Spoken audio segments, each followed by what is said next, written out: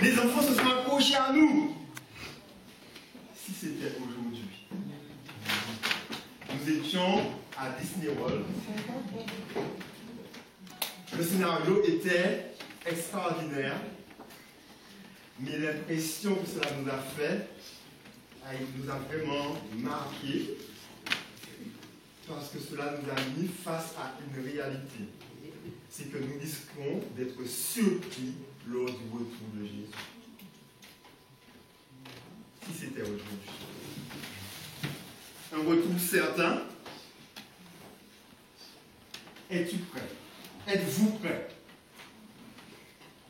Jésus a dit à ses disciples que votre cœur ne se trouble point. Croyez en Dieu, croyez en moi. Il y a tellement de choses dans ce monde qui pourraient susciter de la crainte, de la peur. Le retour de Jésus même peut être vu par certains comme quelque chose de terrible et d'effrayant. Et je vous le dis, ce sera terrible. Mais pour tous ceux qui sont en Jésus-Christ, que votre cœur ne se trouble point. Amen. Et Jésus de dire à ses disciples au verset 3, « Et lorsque je m'en serai allé, et que je vous aurai préparé une place, je reviendrai. » Ça, c'est une bonne nouvelle. Amen. Le Seigneur est parti pour nous préparer une place. Amen. Ne croyons pas que la préparation de cette place dans le ciel soit tellement longue que cela mobilise Jésus. Ce qui le mobilise, ce n'est pas le temps de la préparation de la place dans le ciel, mais le temps de la préparation de nos cœurs, d'une place dans nos cœurs. Amen. Pour le ciel. Amen. Et si le Seigneur était revenu, il y a beaucoup qui n'auraient pas eu une place dans le ciel parce qu'il n'y avait pas une place dans leur cœur pour Jésus. Jésus a toujours tenu ses promesses. Le Seigneur Dieu a toujours tenu ses promesses. Amen. Lorsqu'il a dit à Noé qu'il viendrait pour juger le monde, il l'a fait. N'est-ce pas vrai? D'ailleurs, cet événement-là est mal compris. Un événement qui a été envoyé pour juger les méchants. Et qui devait garder les hommes, ceux qui restaient, dans la crainte de l'Éternel.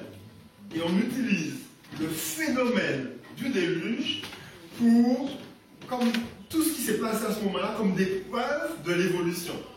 Ce que les gens récoltent comme preuve de l'évolution, ces choses-là ont été provoquées par le déluge, la main de l'Éternel. Le Seigneur a dit à Israël qu'il viendrait, à Abraham qu'il viendrait pour juger, et il est descendu pour juger Sodome et Gomorrhe. À chaque fois, je vous le dis, à chaque fois qu'il dit qui viendra, il vient. Il a dit qu'il délivrerait son peuple d'Égypte. Et il est descendu pour délivrer son peuple. Et il a dit qu'il viendrait pour payer le prix du rachat. Est-ce qu'il l'a fait? Oui. Il est venu dans la personne de son fils. Et il a payé à la croix pour le prix de notre salut. Il a dit qu'il viendrait et qu'il purifierait le lieu saint, le lieu très saint. On a compris qu'il devait revenir sur la terre. C'était une mauvaise compréhension. Mais ce qu'il avait dit, il l'a fait. Et en effet, il s'est retrouvé en 1844, et si vous allez dans les prophéties bibliques, vous verrez cela. Et il est venu. Mais maintenant, la promesse, c'est le retour de Jésus en gloire. Amen. Il a dit, je reviendrai, et il reviendra en gloire. Est-ce que nous sommes prêts? Ça, c'est une bonne question. En ce qui concerne l'évolution, il est étrange de voir comment est-ce que le diable mène les hommes à accepter des choses invraisemblables. Et nous pouvons comprendre que l'ennemi n'est pas un petit et qu'il a de la puissance. Et je sais que beaucoup de personnes n'ont pas le respect par rapport au diable. Nous ne jouons pas avec le diable. Il n'est pas notre ami. Et je vous en supplie, par les compassions de Dieu, ne faites pas de lui votre ami. Parce que lui ne le voit pas de cet œil-là. Mais si vous le laissez faire, il va vous tromper. S'il a réussi à tromper le premier parent innocent, sans péché, c'est qu'il a de la puissance. S'il a réussi à tromper les anges qui n'étaient pas encore dans le péché, parce que par rapport à nous, il a l'avantage de l'invisibilité, mais par rapport à eux, on le voit. Il a réussi quand même à les tromper. C'est qu'il est quelqu'un de fin, quelqu'un d'intelligent. Et s'il n'était pas conscient de sa puissance, il ne se serait pas levé contre le Très-Haut. Donc il sait qu'il a de la puissance. Mais je vous rassure tout de suite, ça ne peut pas se mesurer à celle de Dieu. Amen. Parce que lui, il est puissant, mais limité. Dieu est tout puissant. C'est-à-dire que sa limite, sa puissance n'a pas de limite. Amen. Et si vous imaginez que Dieu est puissant, vous avez déjà imaginé ça?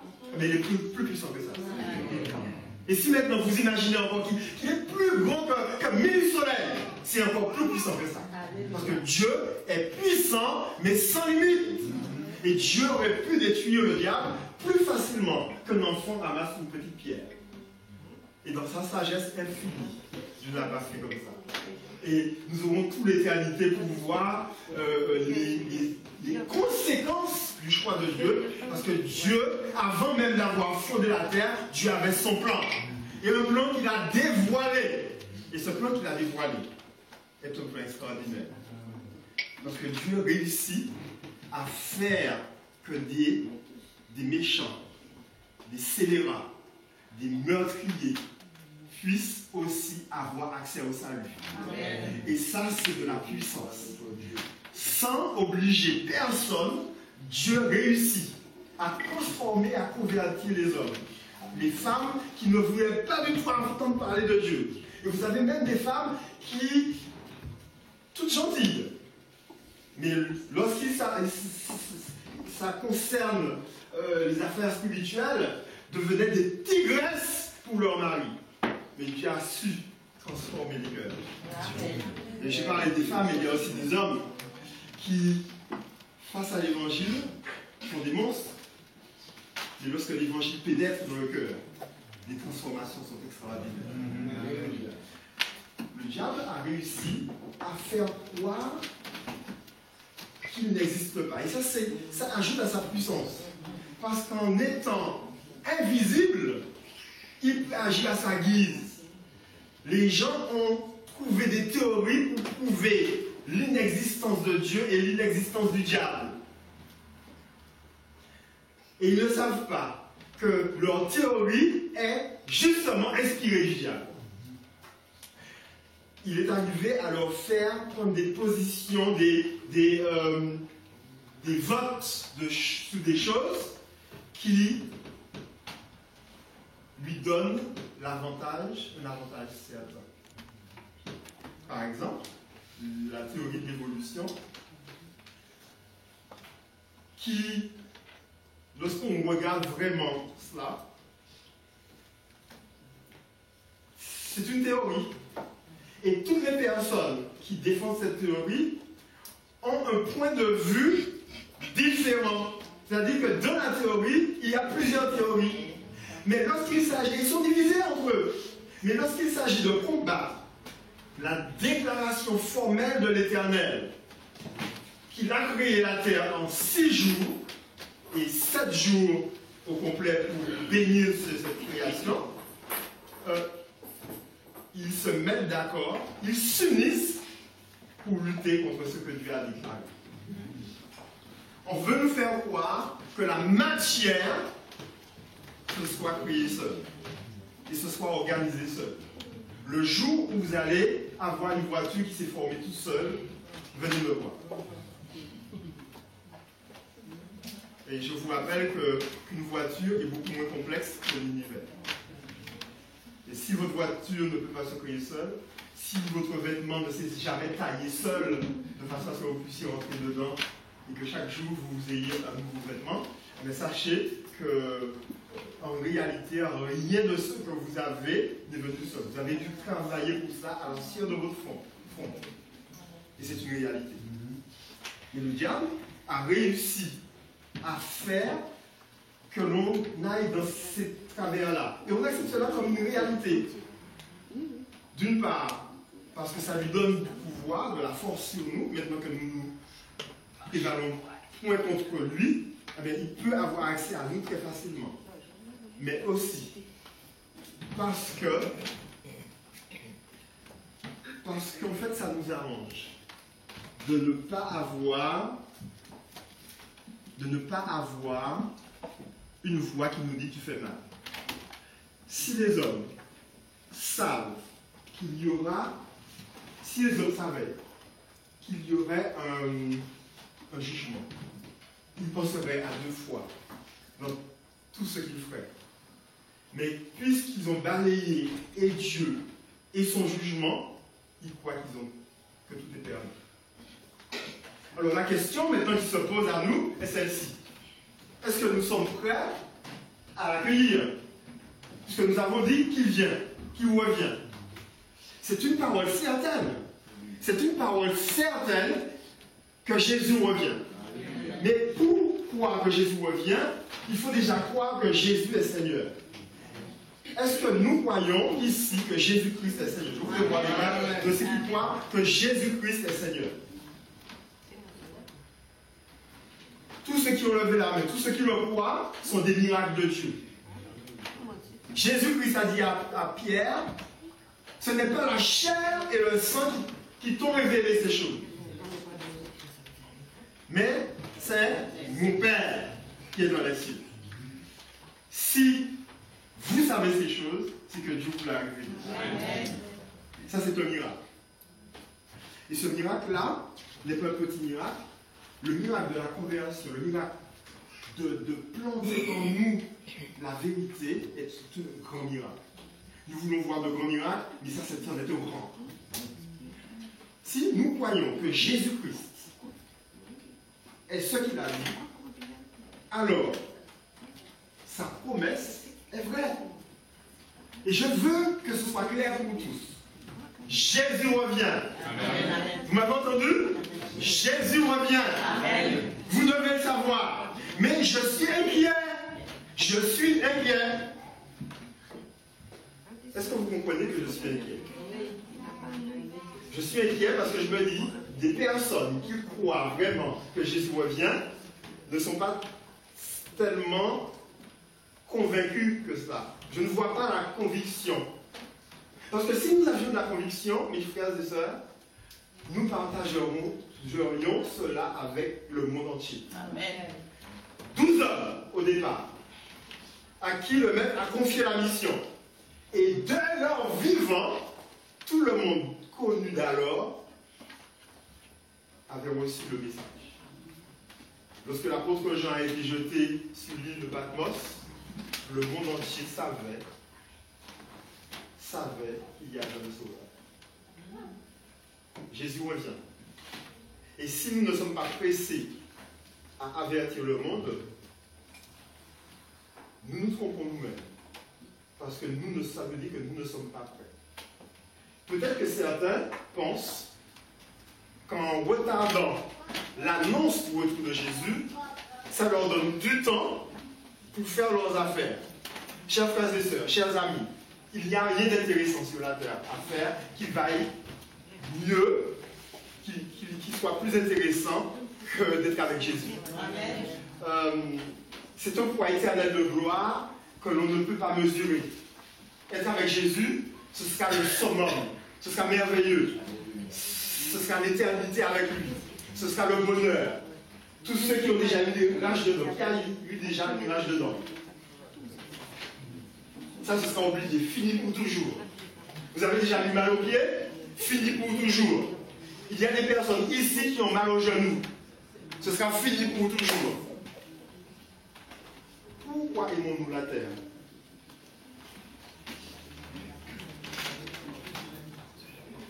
Or, le paradis, c'est 1000 fois mieux. Vous ne m'arrêtez pas? Infiniment fois mieux. Beaucoup mieux. Infiniment mieux. Le paradis. Je vous recommande, chers frères et sœurs, ce livre qui nous aide à nous préparer. Parce que si nous ne sommes pas prêts, même si nous parlons de Jésus, nous ne serons pas admis là-haut. Si nous ne sommes pas prêts, nous ne serons pas admis. Jésus est allé nous préparer une place. Et il reviendra. Amen. Mais il veut que nous soyons prêts. Dans le livre dans l'épître de Pierre, 3, verset 3. Sachez avant tout que dans les derniers jours, il viendra des moqueurs avec des railleries et marchant selon leur propre convoitise. Ils disent, où est la promesse de son avènement? Car depuis que les pères sont morts, tout demeure comme dès le commencement de la création. Alors il y a des gens qui se moquent, qui prennent cela à la rigolade. Parce que Dieu n'agit pas tout de suite, Dieu ne se montre pas tout de suite. Pour eux, c'est de la blague. Et cela demande une foi certaine à toutes les personnes qui veulent rester fidèles à Dieu pour rester fidèles. Chers frères et sœurs, chers amis, ayez foi en Dieu. Le Christ a dit, croyez en Dieu et croyez aussi en moi.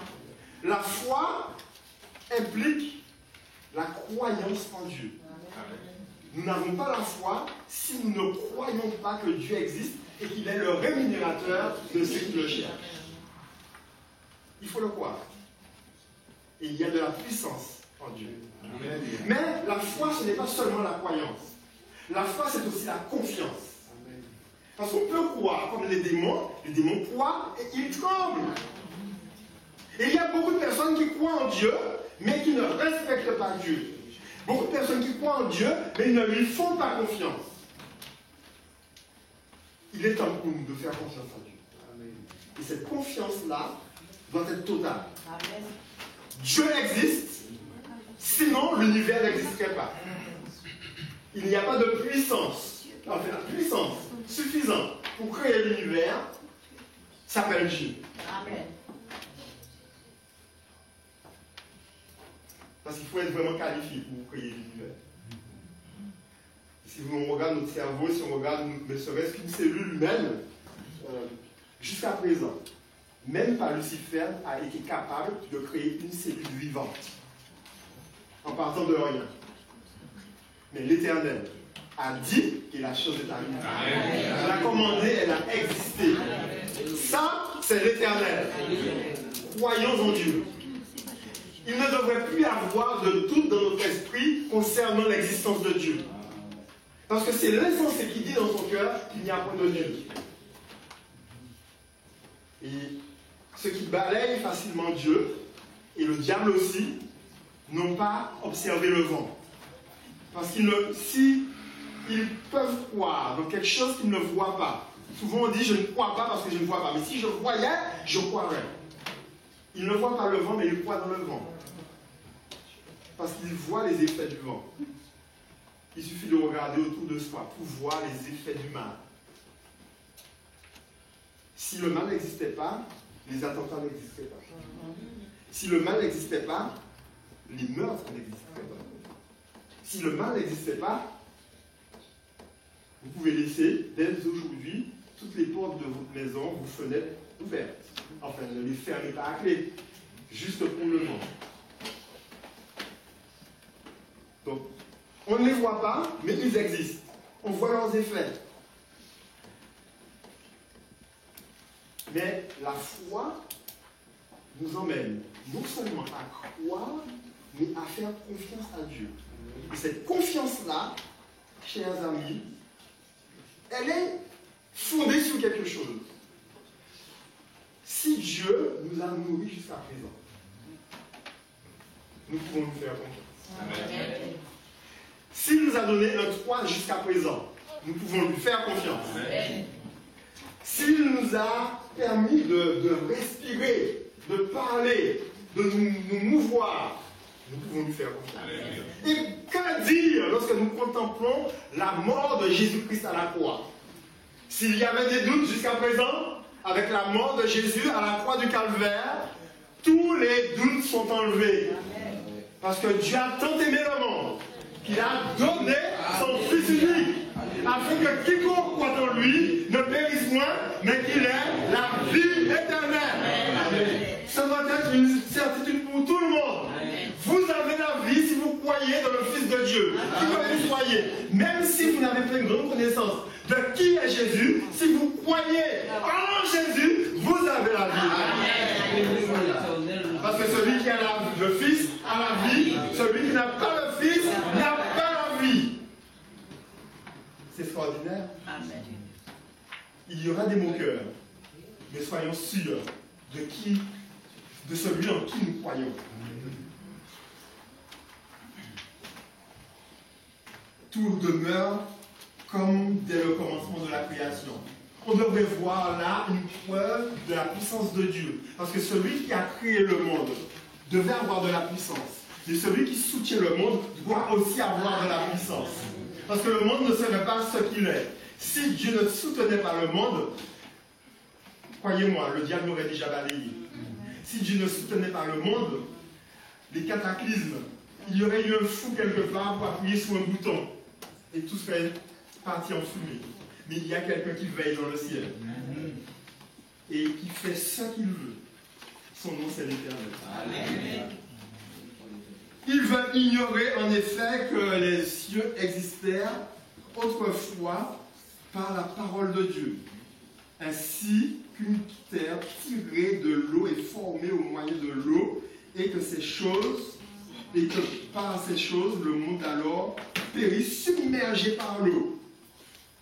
Mais, par la même parole, les cieux et la terre, à présent, sont gardés et réservés pour le feu, pour le jour du jugement.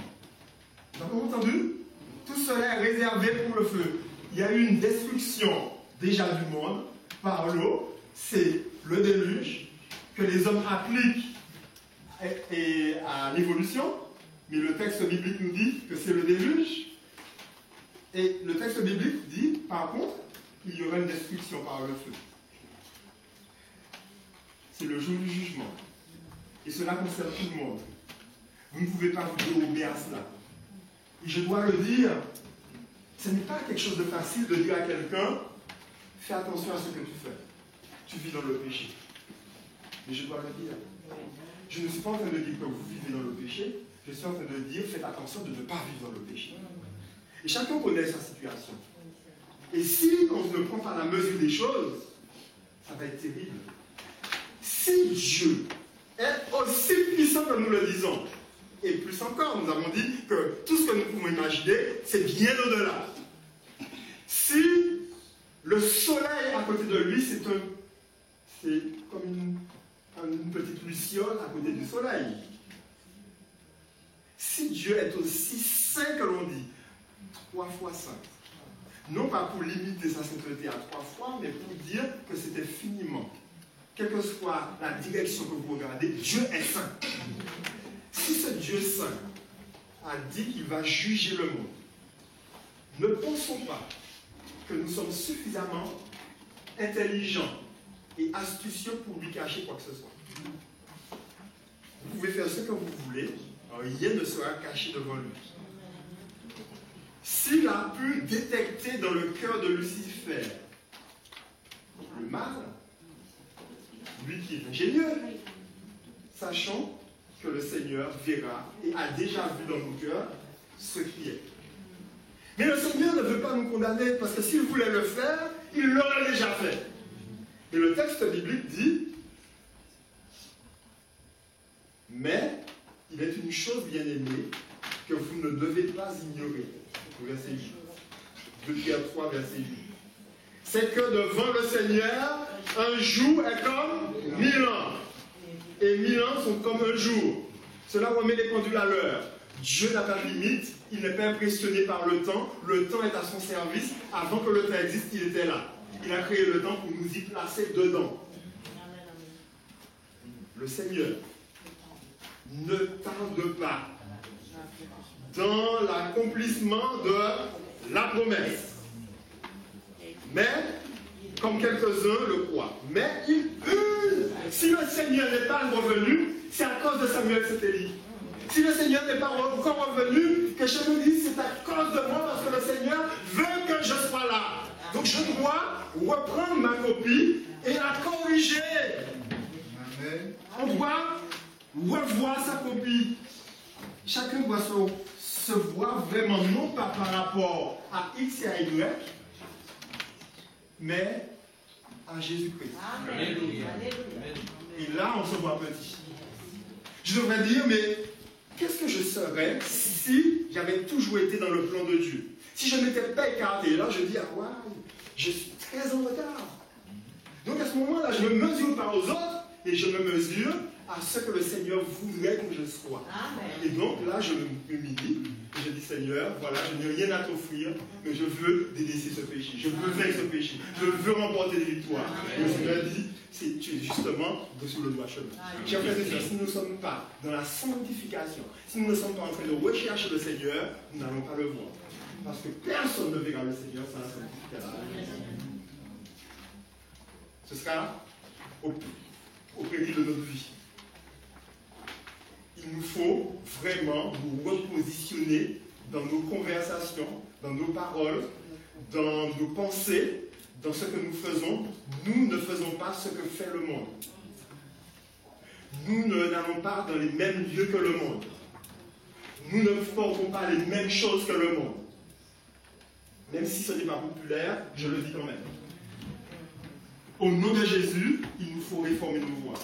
Et si la bénédiction n'est pas davantage avec nous, c'est à cause de nous-mêmes.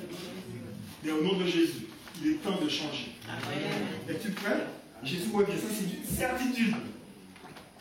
Et quand il reviendra, nous n'aurons aucune excuse à présenter. Nous ne pouvons pas dire, Seigneur, j'avais pas assez de temps. Seigneur, c'est à cause de telle personne qui m'a fait telle et telle chose. Chacun va devoir répondre pour lui-même. Je vais vous préparer une place et je reviendrai. Un jour, Abraham Lincoln a posé la question à un de ses députés. Il a dit, si une brebis prend sa queue pour une patte, combien de pattes a la brebis? Bonne réponse, mais le député a dit 5. Et Abraham Lincoln a dit, non, toujours 4. Le fait de prendre une queue ou une patte ne change pas la quantité réelle. Le fait de croire que l'on est pur et saint ne change pas la réalité. Le péché reste le péché. Il y avait un arbre majestueux dans le Colorado. Il n'y a pas très longtemps qu'il est tombé. C'était le roi de la forêt à cet endroit-là. Lorsque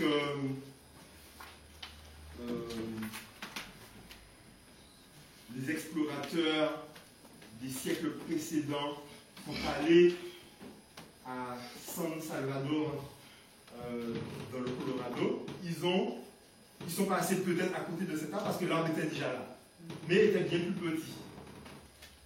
Et plus de 4 siècles après, voilà que cet arbre est tombé.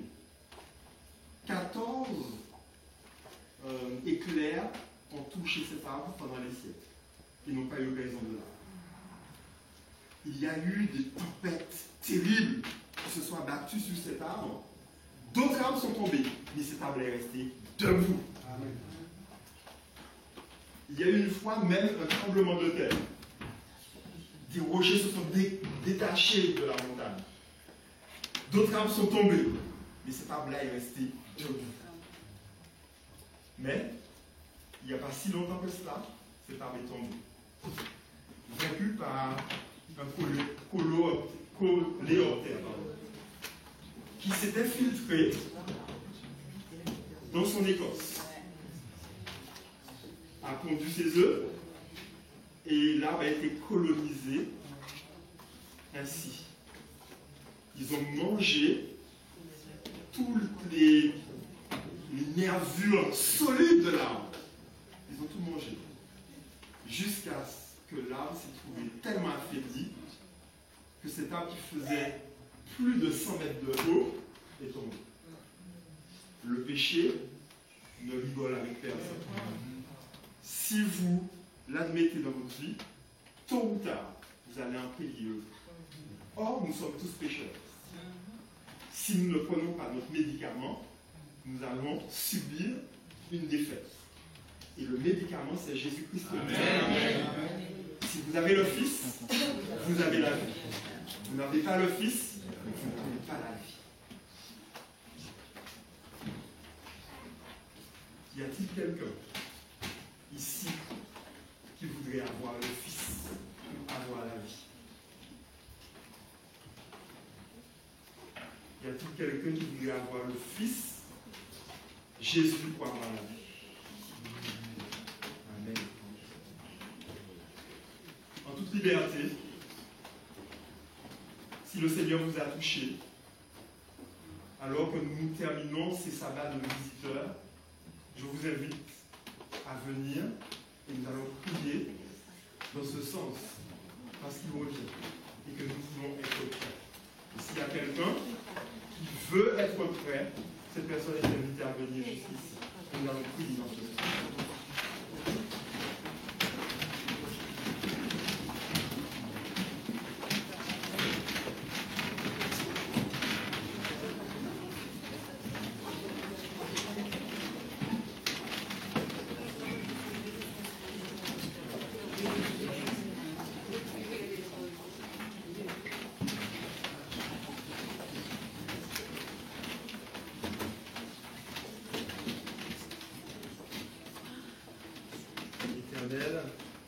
Dieu vivant, nous ne sommes rien.